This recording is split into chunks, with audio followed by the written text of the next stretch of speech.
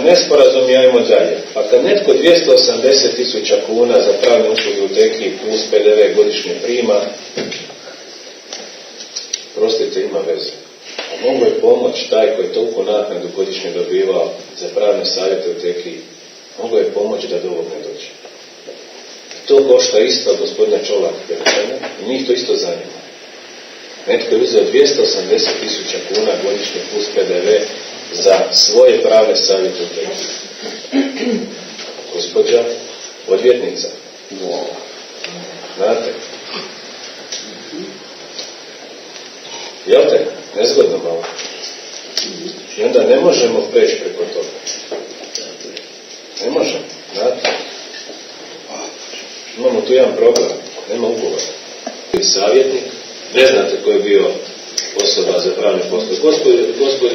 Gospođa Pavić.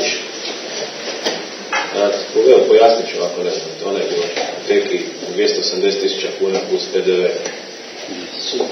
Znate? A to ste točno primijetili. Ugovor. Mogu ja? Mogu ja? Može.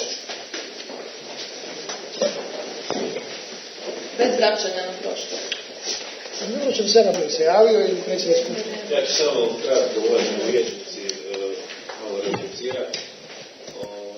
Vi ste zbrojili naknade i to je u fokusu. Znači ispada da je u prošlosti Tekija isto bacila 280.000 kuna za pravne savjete za osobu koja je to trebala raditi i dovela nas u ovakvu situaciju kao što imamo.